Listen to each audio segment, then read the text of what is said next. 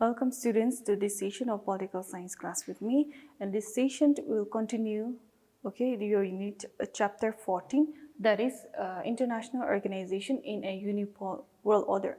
Now in the previous session we have discussed the origin and evolutions of the United Nations, the structure of the United Nations, and in the structure of the United Nations we have discussed the General Assembly and the Security Council.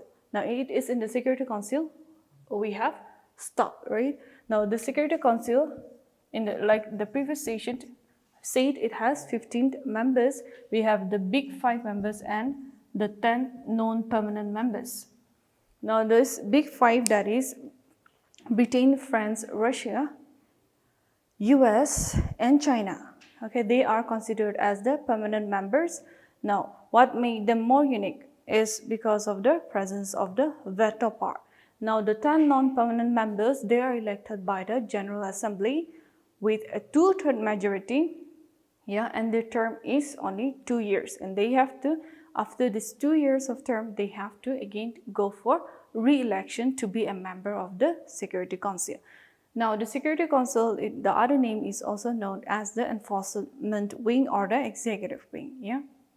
Now the functions of the Security Council. The functions will be, it has 3. The first is to preserve peace, the maintenance of peace and security. So this is one of the major focus of the Security Council.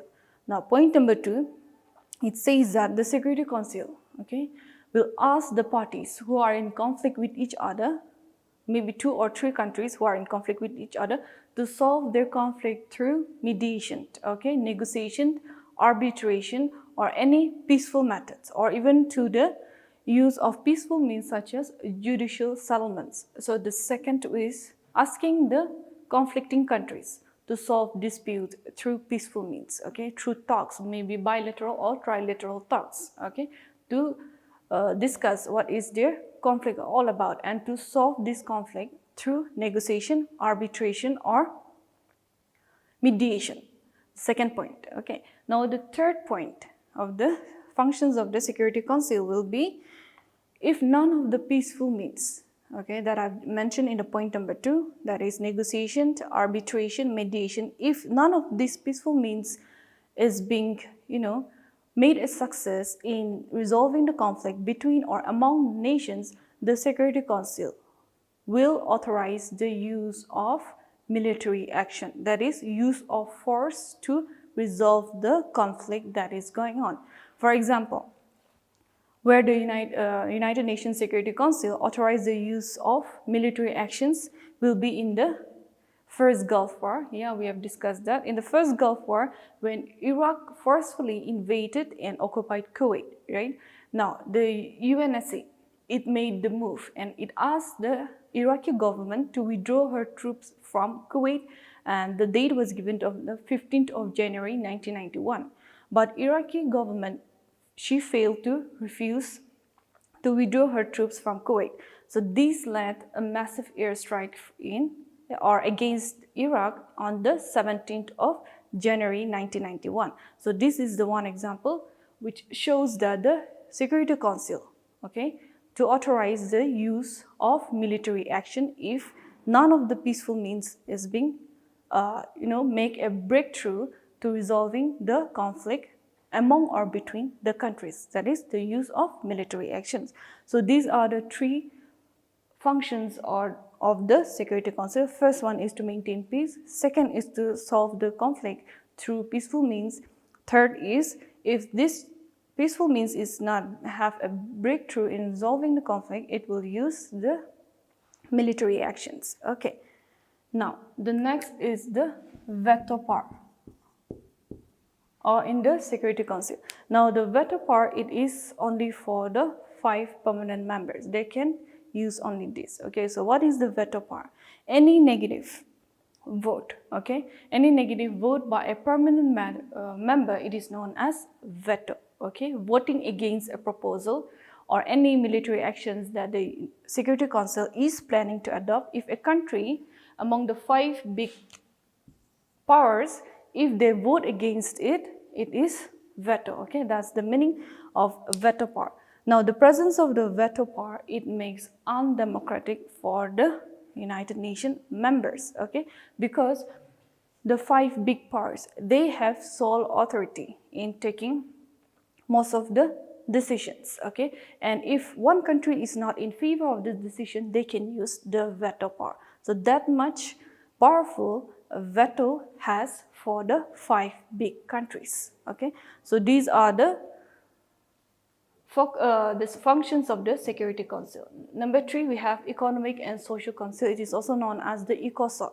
Now, the role of this Economic and Social Council will be relating to the work on economic and social for all the UN members. Okay, for all the UN members. Now, 4, we have the Trusteeship Council. Now, the Trusteeship Council, the purpose is to look after 11 territories. Okay, it was evolved to look after the 11 trust territories because these 11 territories, they were not able to self-govern themselves. That's why it is known as trust. Okay, it was given to this Trusteeship Council to look after these 11 territories. Now, these 11 territories, some of them, they already got independence, and some of them, they joined some independent countries. Okay, now these 11 territories is no more, and the moment these 11 territories, they started gaining their respective freedom, this Trusteeship Council, it was abolished. Okay, it came to an end in 1944. Okay, this is the, sorry, it is 1994. Okay, now the Trusteeship Council, it is no more under the UN. Now, point number 5, we have International Court of Justice. Now, this is in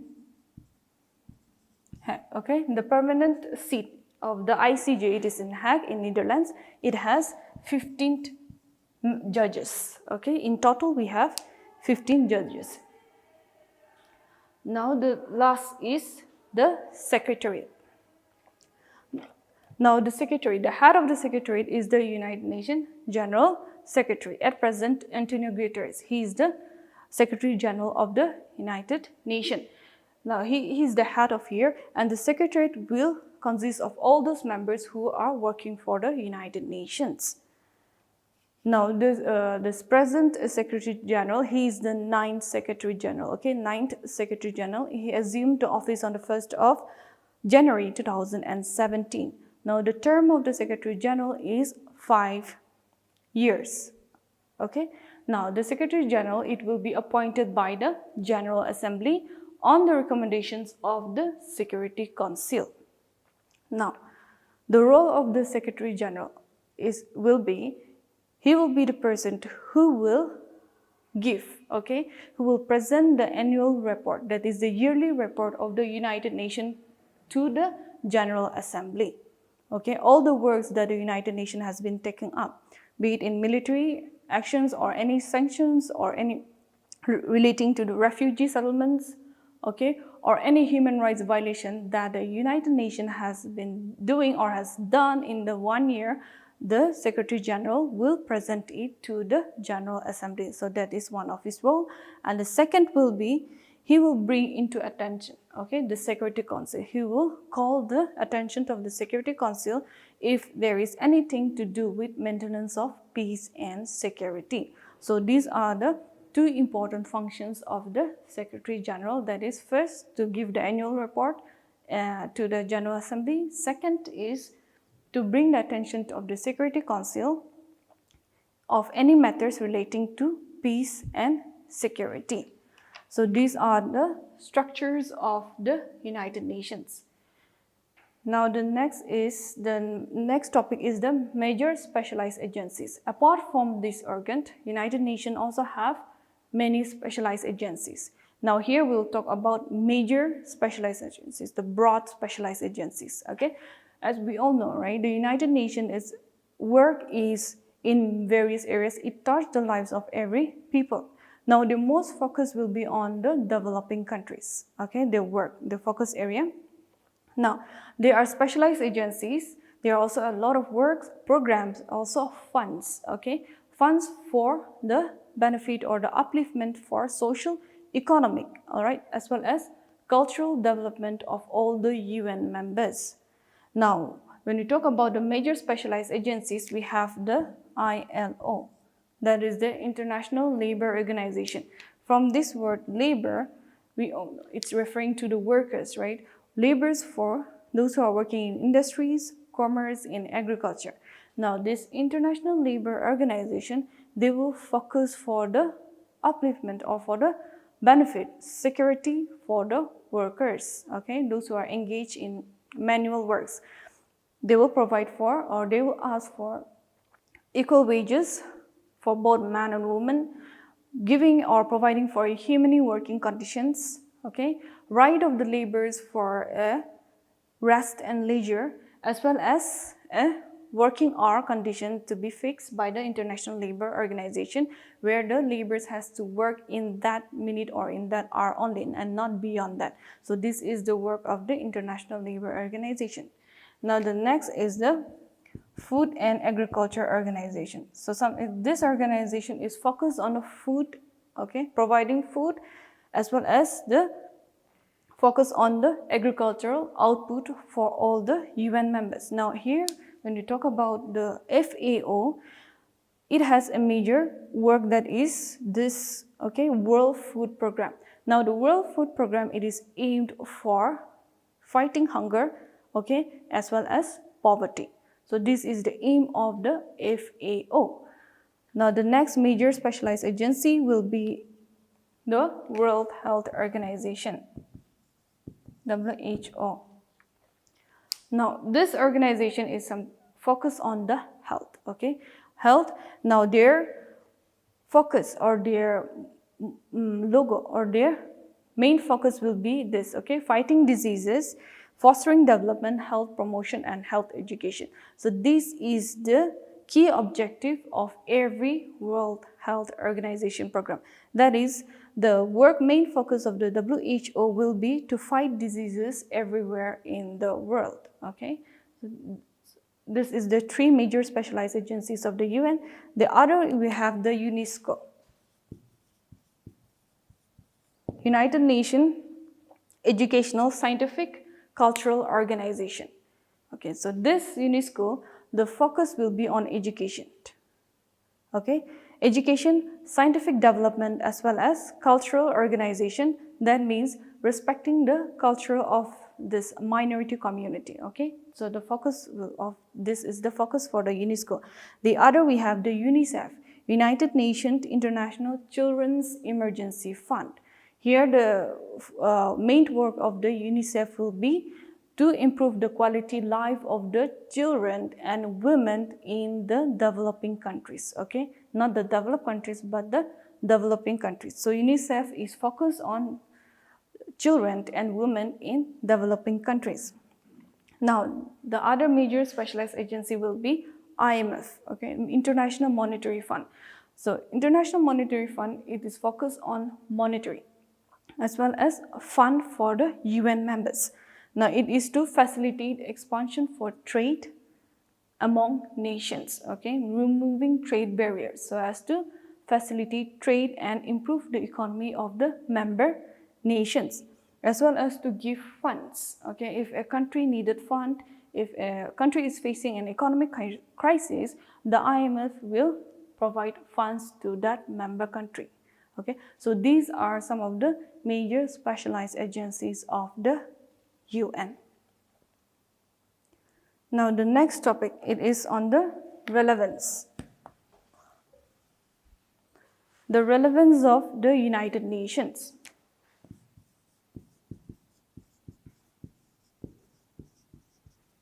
Okay, the importance of the United Nations.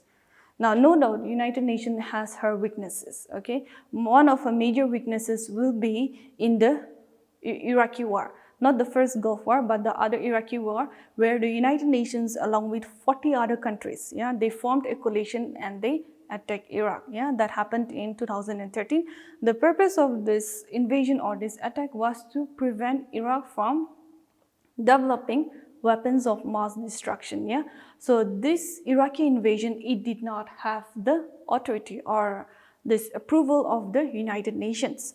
Okay, so when this Iraqi war happened, or it was led by United Nations, it put a question mark on the United Nations. What is the role, okay? What is the relevance of United Nations when a country is having the sole authority attacking the other country? Because United States resorted to military action in this Iraqi war. So it raised questions for the relevance of the United Nations and also questioned the future importance of the United Nations. So this is the one major drawback for the United Nations. But even though United Nations has a major drawback in this Iraqi war, her relevance or her importance in this 21st century, it is more needed, okay? It is more relevant because in point number 1, it says that the United Nations, it serves as a platform. That means an area where all the 193 members, they come together and they discuss important issues relating to peace and security.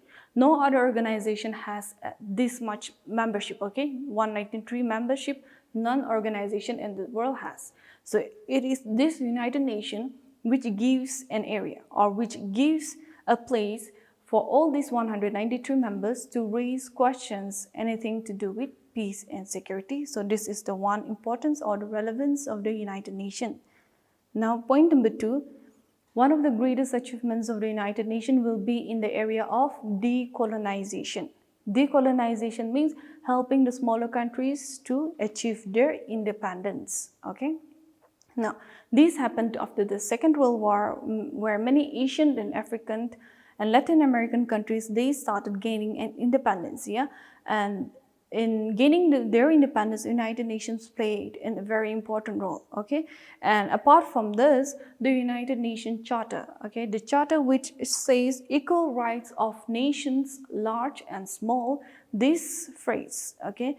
It uplifted the spirit of the smaller countries to have or to voice their independence, that is to come out from the colonization. All right, so this is the second area where United Nations has a positive outcome, that is in decolonization, helping the smaller countries to achieve their independence.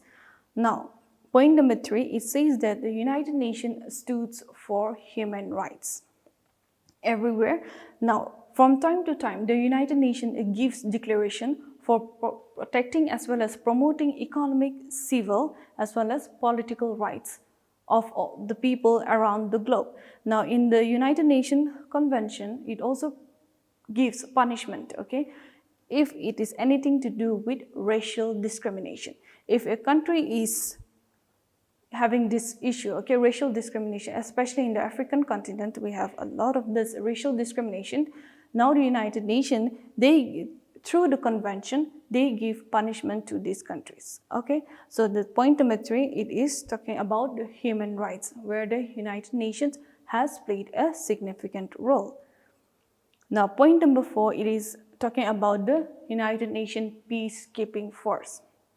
Okay, in this United Nations Peacekeeping Force, it is said that over 130 countries, they are sending troops, okay, to the UN Peacekeeping Force, both military troops as well as civilian troops, okay. The main purpose of the UN Peacekeeping Force is that this peacekeeping force, they will go to countries which are in war zones, okay. Especially we have Kuwait, we have Somalia, and we have Korea. So these are the major conflicting countries where UN Peacekeeping Force is inactive.